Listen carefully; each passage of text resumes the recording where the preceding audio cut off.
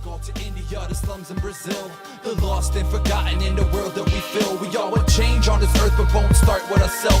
Tell me where's the sense of looking forward anywhere else? From Senegal to India to slums in Brazil, the lost and forgotten in the world that we fill. We all want change on this earth but won't start with ourselves. Tell me where's the sense of looking forward anywhere else? And now it's older when things seem to really sink in. There comes a time when denying is enough to pretend. Ignorance is wonderful until you're forced to believe. Understanding disease, babies born with HIV. Welcome to TCKid Talks, an interview series featuring movers and shakers from the third culture and cross-cultural community. Today I'm very excited to introduce William, also known as 3CK, a hip-hop artist. William, welcome to our show today. Can you tell us a bit more about how you came up with your name, 3CK? Yes, thanks, Myra. I'm happy to be on the show today. So 3CK, it is taken from the abbreviation of TCK, Third Culture Kid. And how that came about is when I initially started rapping, a lot of people would call me Billy the Kid because I went by Billy. And I wasn't too fond of that kind of nickname.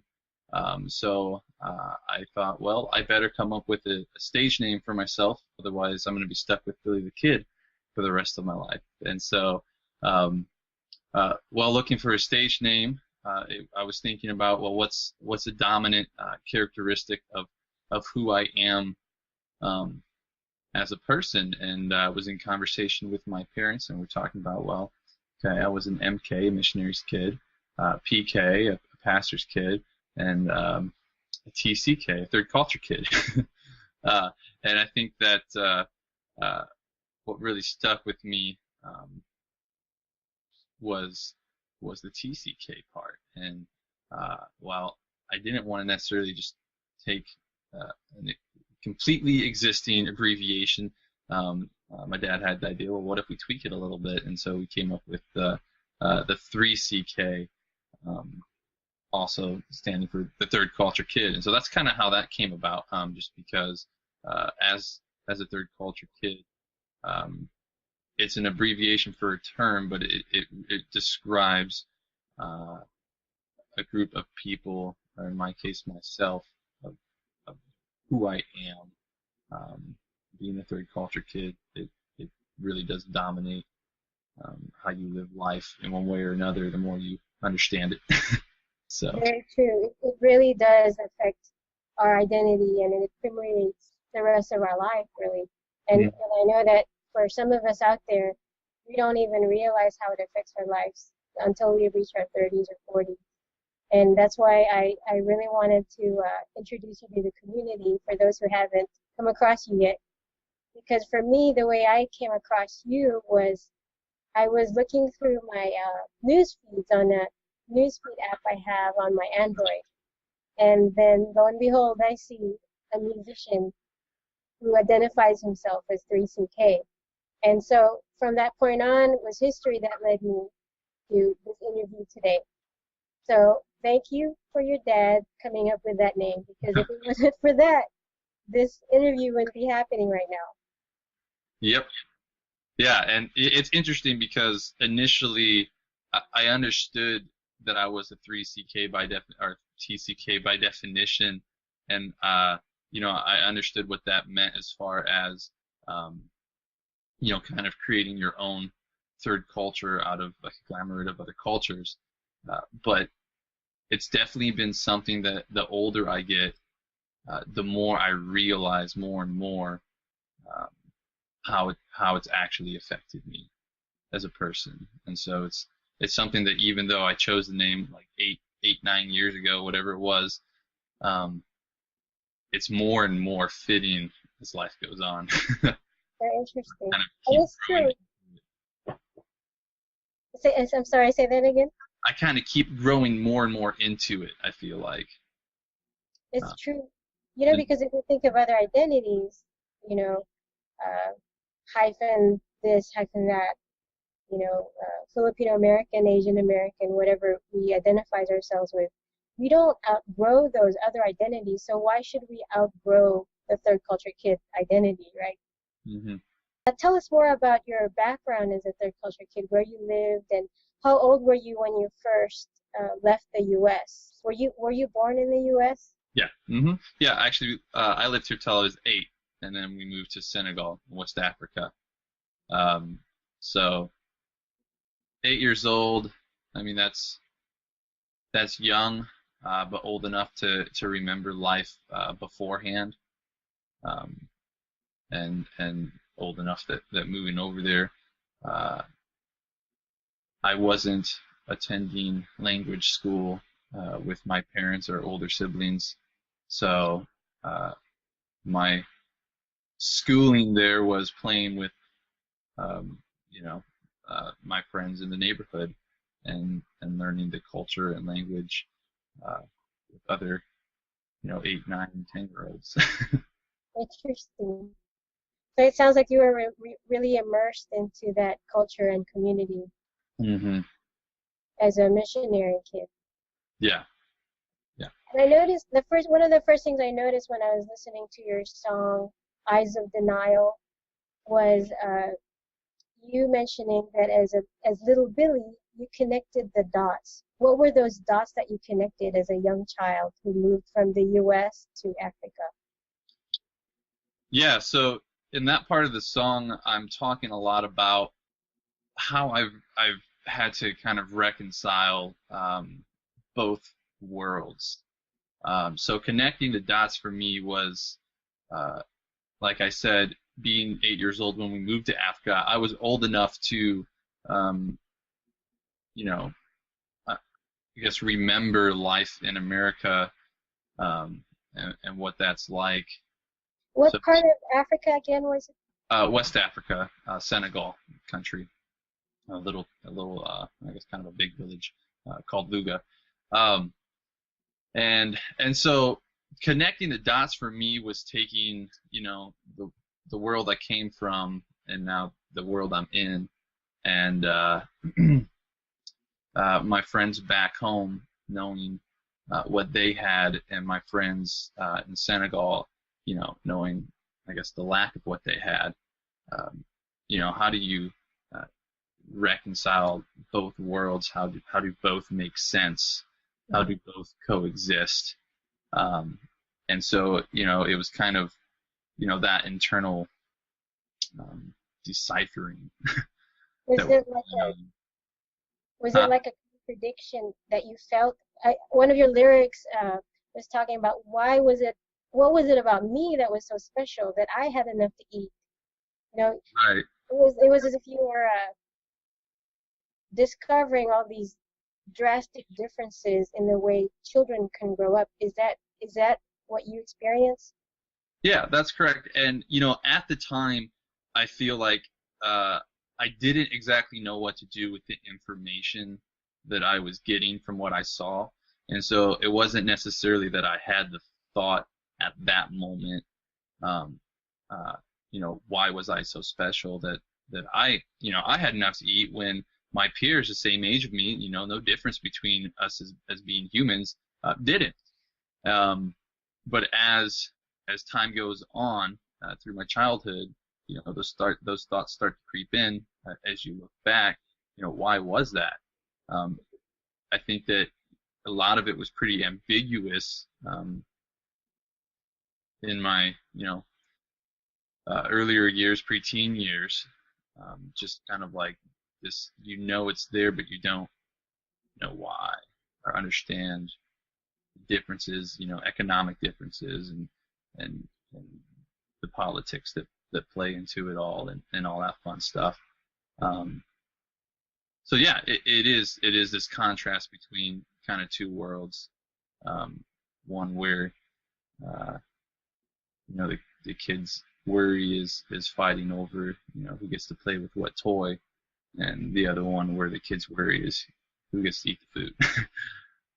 Yeah, So it can be very shocking, and I think that's one of the things we all experience as third culture kids is when we see a lot of contrasts between cultures, between economies, it stays with us as children because these are our developmental years. Mm-hmm. We're not traveling as teenagers or college students backpacking through different countries. These are our childhood years, and it becomes a part of our backdrop of how we grow up. And so it's very, very, very hard, I think, to ignore differences like these and contradictions, especially when we're involved in it. Mm-hmm. You also mentioned that you say you actually ask, is there really such thing as human rights? What do you mean by that question in your song? I believe the line in the song here, to put it in context, says, we perceive what we want and make reality fit. We talk about human rights as if they really exist. And so I guess what I'm getting at there is, I mean, obviously human rights exist, at least in the capacity that we have made them to. The whole idea behind human rights is that as a human being, we are entitled to some fundamental things. Maybe it's as simple as food. A lot of Western places would be more like, you're entitled to education, or some other things like that. And I think that measure human rights. Mm-hmm. And I think that a lot of people take a lot of that stuff for granted, because we feel like an entitlement to it, like we're a human being, we deserve this kind of thing. But the reality of the world is that not everybody would get what we might say you're entitled to as a human being. Not everyone has food. Not everyone lives a life free of abuses. So girls are treated differently than boys. Right. And so, the whole, the existence of human rights is only there in the capacity that people make them, and it's not universal. So, I say we talk about human rights as if they really exist, but we just uphold them in law, and really that's it.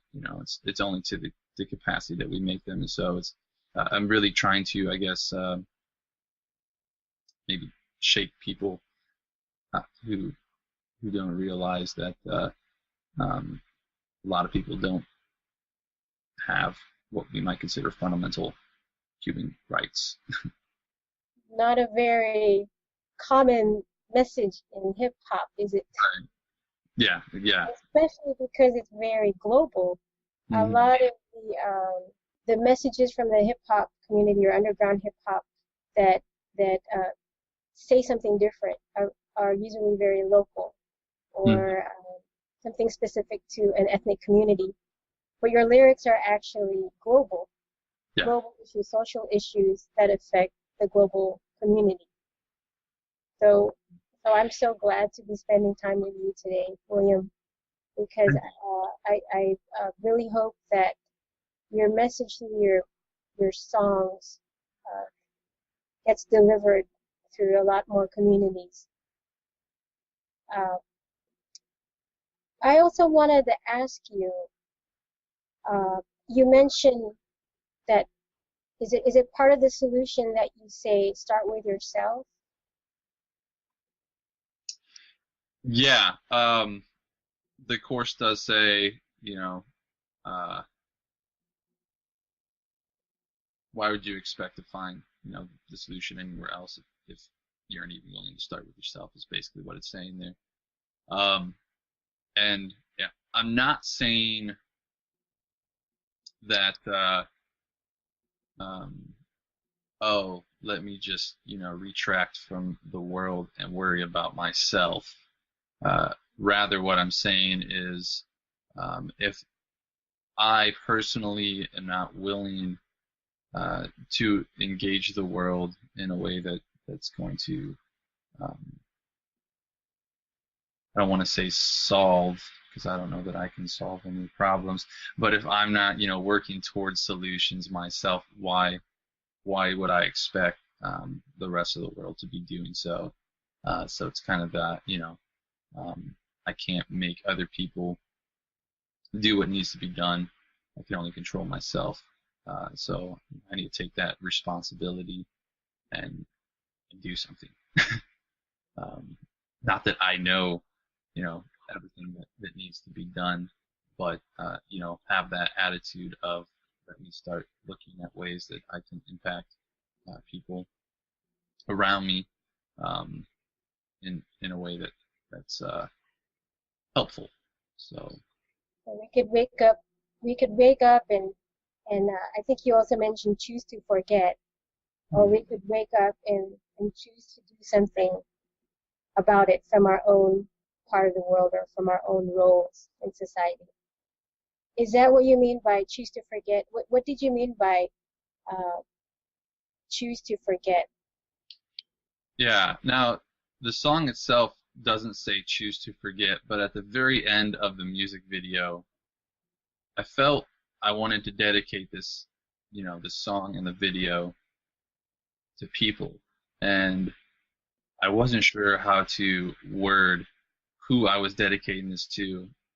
But the song is all about my struggle growing up and how oftentimes it was easier for me to sort of deny or ignore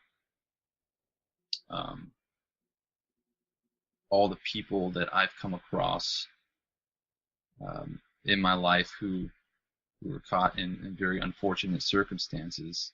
It was much easier for me to sort of pretend that didn't exist versus try and figure out, well, how in the world can you help them? Because it's problems that are way bigger than what one person can solve. And so I realized that the song was really about my struggle with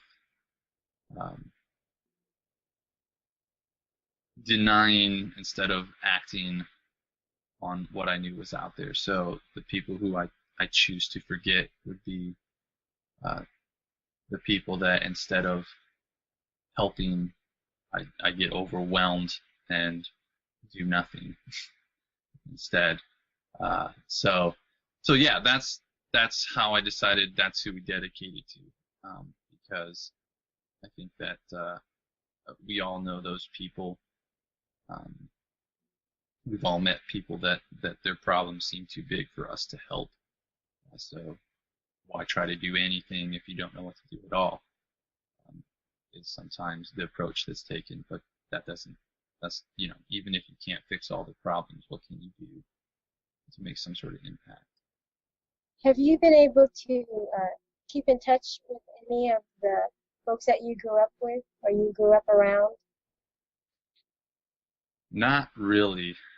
My parents now do leadership development work in West and Central Africa, and a couple years ago, my dad was back visiting the village where we used to live, and he did run into some of my childhood friends, and I got pictures with them and kind of caught up with them, and that was probably about the most communication I've had. Like there was through him with any of the guys from like my peers. So that's once in a decade. So, Hopefully your music will reach them also. yeah. What was the turning point where you realized that Eyes of Denial wasn't a way to live? What did you experience when you moved back to the United States?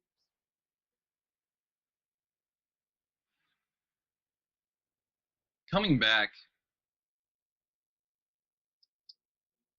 at times it felt like home, like I was coming home. There's a lot of family.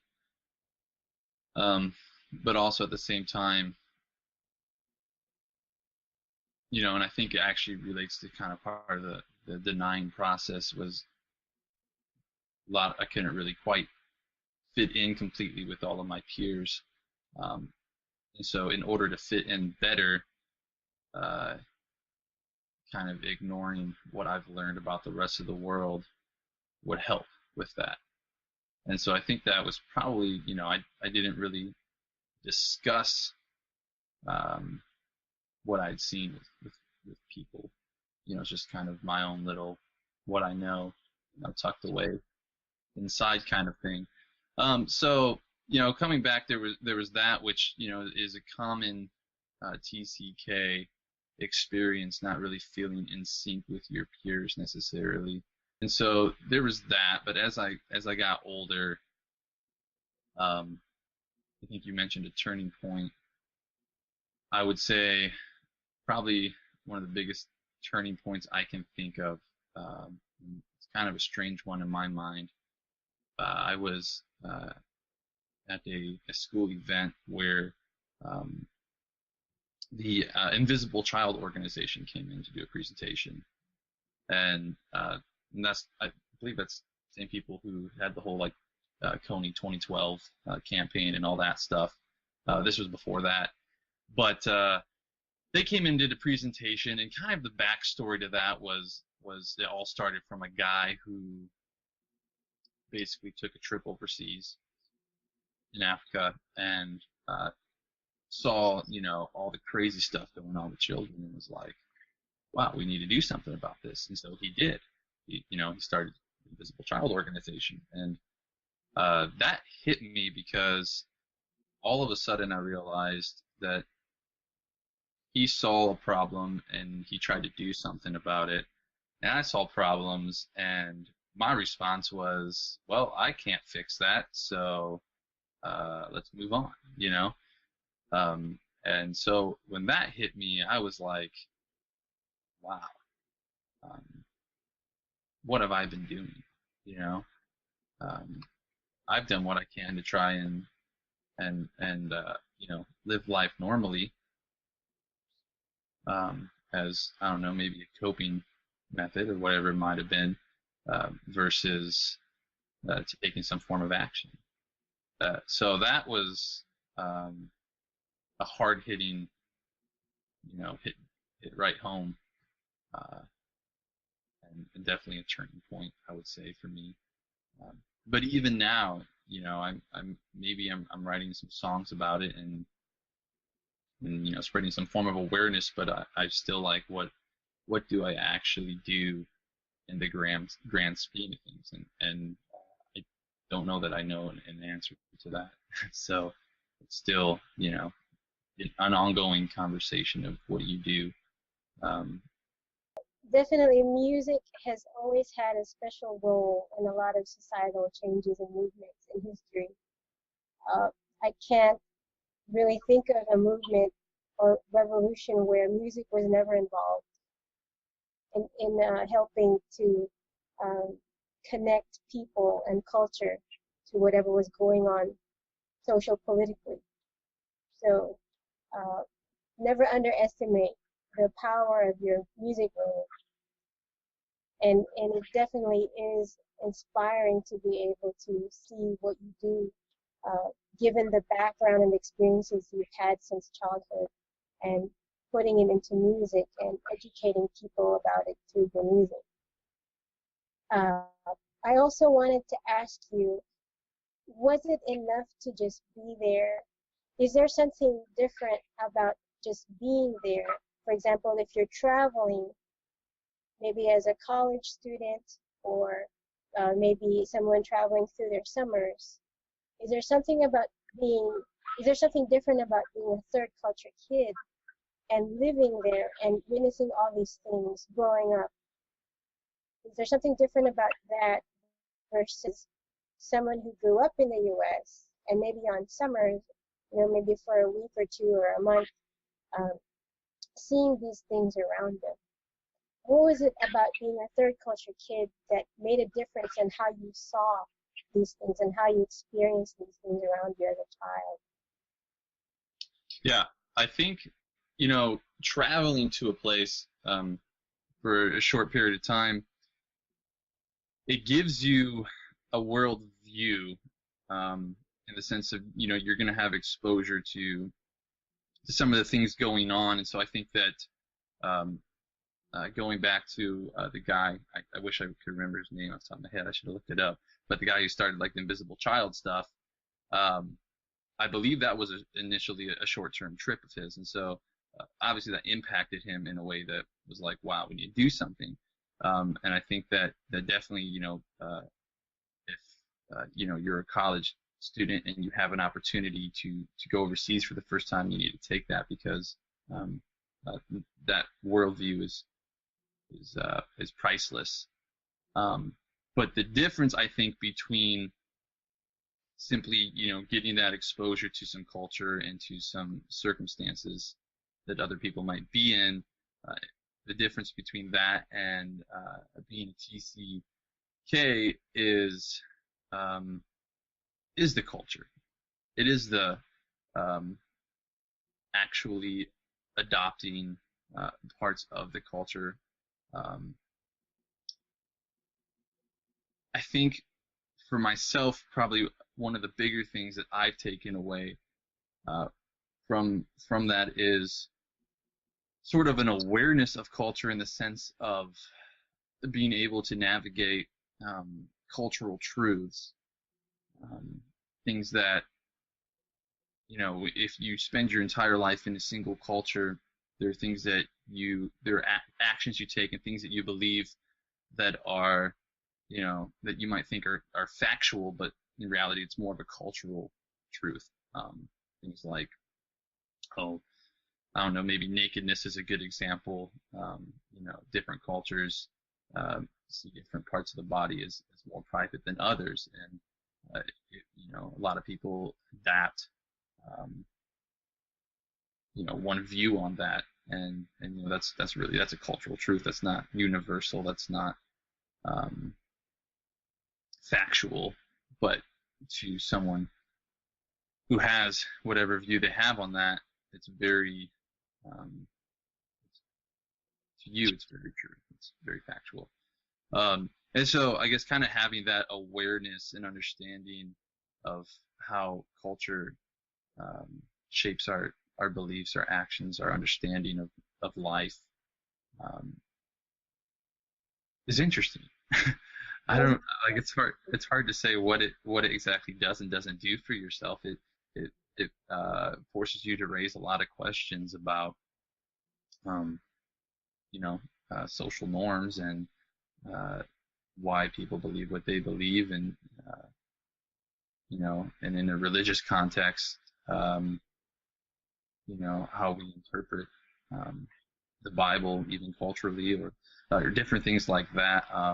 It gives you just kind of a very broad, wide view to consider things from different perspectives, I guess, which at times can feel like a blessing, and other times it can just feel very confusing, and sometimes wish that it was as simple as it seems to other people.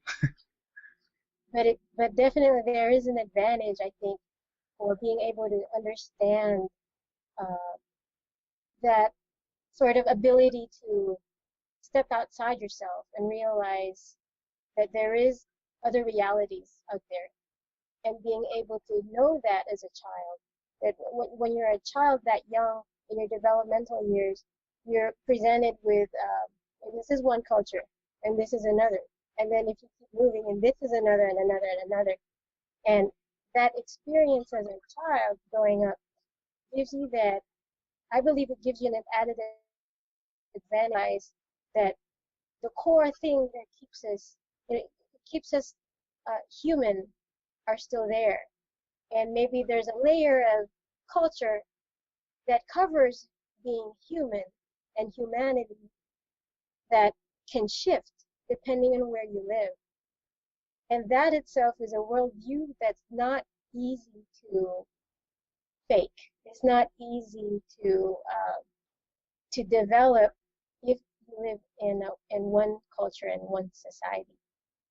And so I believe that when you went through this period of maybe feeling like you were in denial because things were so overwhelming to try to change as a child or as a teen, before you came to that turning point you spoke about earlier, I believe part of it was also that worldview you had wasn't allowed to breathe because you couldn't relate to your peers because you were, as you mentioned, it felt like you couldn't really fit in. So how could you breathe in terms of that self that saw the contradiction and wanted to do something about it and knew that it wasn't right? That part of you couldn't breathe because you couldn't fit in yet, and perhaps you didn't realize what it meant to be a third culture kid, and perhaps you didn't realize that you weren't alone. Did you go through this period when discovering that you were a third culture kid helped you connect back to what you experienced as a childhood, and therefore it allowed you to breathe and feel more inspired to do something about the things you grew up around as a child that at that time you couldn't change? Was there something about discovering that you were a third culture kid that helped you go beyond that sense of denial? Yeah, so I mean, there's the obvious that because I was a third culture kid, I had the exposure to the very things that were being talked about from the Invisible Child group. So, in a sense, I had a similar experience to the guy who started that foundation, and so in that sense, it hit home a lot more because I was a third culture kid than it maybe would have if I wasn't. Interesting. Because it was like, hey, we had the same experience, yet two very different outcomes. So to me, it was why, and that's it kind of sucks to be on my side of that because I did not have as a positive reaction as he did. I mean, I guess I should say I didn't take action like he did. So in terms of who was doing the right thing out of their experience, it wasn't me. Oh, but here you are now, and you're educating the world. And like I said, never underestimate the power of music to educate, because when the TV's off, when the books are closed, when you're just spending time relaxing and people turn on the music, you're using music to continue educating people when the internet is off and the news feeds are not running through their Androids or other technology. And so, you're doing a wonderful thing, William.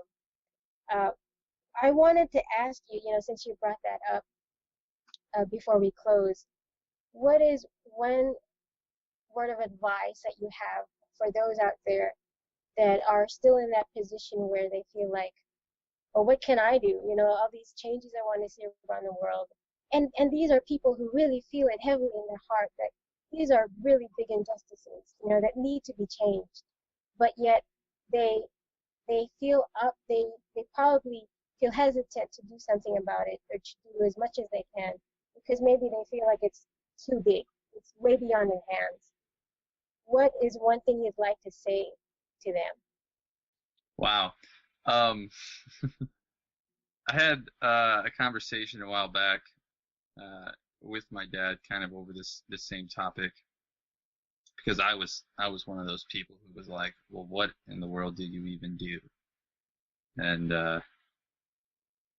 my parents have spent the majority of their life doing something in one way or another. So, I just kind of brought up how overwhelming it all was, and like, so what if I help, one or two people? Like, what does that really do for the world? For these problems that are such mass scale that it's just a drop in a very big bucket. And his response to me was basically, you just keep doing it. It might feel like a small drop in a large bucket, but you keep doing it.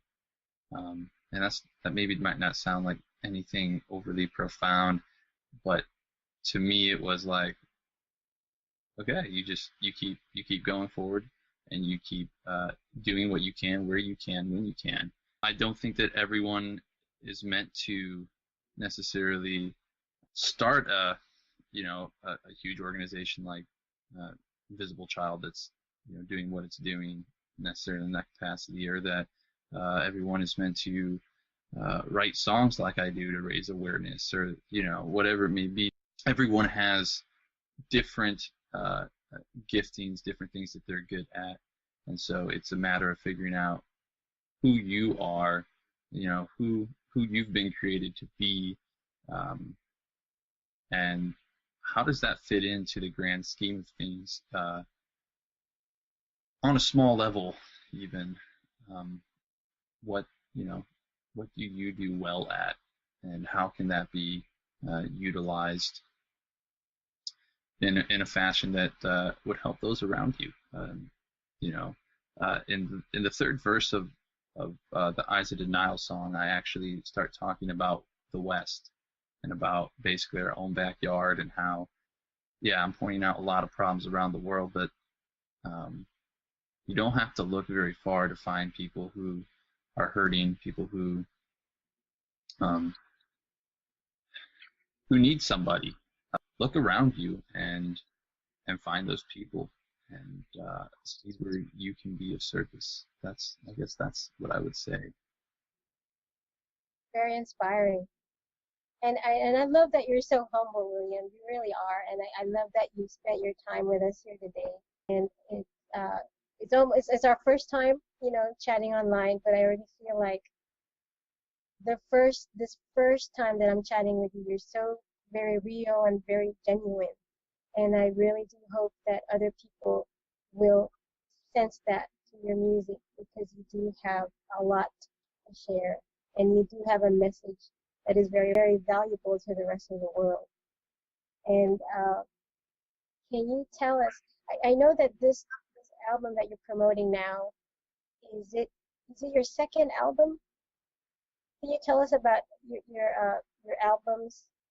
Yeah, I always count every album as my first. Um, I've released a bunch of stuff in the past.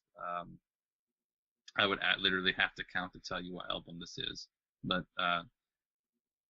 we'll say it's the second. How about that? Even though it's not. I have made a very, very strong effort to always improve my craft every time I put out new stuff, and so by the time I put out something new, I despise anything beforehand and don't like to talk about it. But yeah, Eyes of Denial, the album, just came out this year, and it's the title track is the song Eyes of Denial, which talks about the experience we've discussed today, but the album as a whole deals a lot with kind of this inward searching, like the prayer in the Bible that David prayed, where he asked God, search my heart.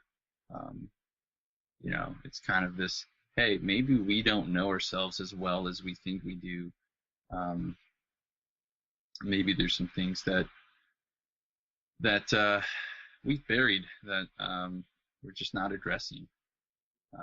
For me, there's a whole host of things. One of them is what we've talked about today, but also other things. And so it's a pretty, in my mind, it's a very real album that just kind of I kind of dissect myself for people in hopes that they'll do the same to themselves. I can relate. I just started a blog, and it's very scary to share yourself for the rest of the world, and that's why I can really relate to some of maybe the fears you have, Mm-hmm. some of the things that maybe admittedly insecure about.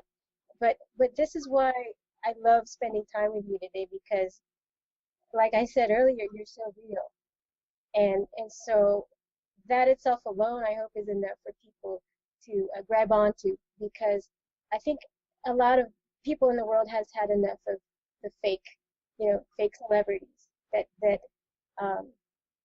they materialize a message that they're not really connected to, but you're very connected, obviously, to the message behind your music. And like I said, never underestimate the power of your music, William, because it's really beautiful that you can connect your childhood to your music that you're sharing in the world today. That little conversation with your dad alone led to this interview that hopefully will be shared with a lot more people. And so,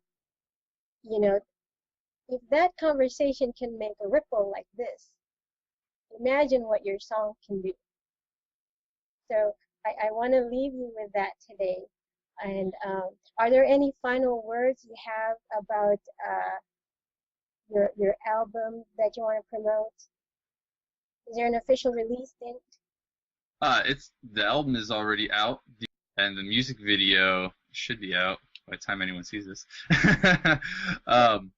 Final words. Preview the album, preview the song, listen to it. I'm much better at talking through my rhymes than I am like this. So have my final words by listening to my music. Awesome. Well, William, thank you so much for being here today. And for the listeners and viewers out there, I just want to remind you to smile because we have a tribe, and keep sharing your stories. This is Myra Dumapias with TCKid signing off.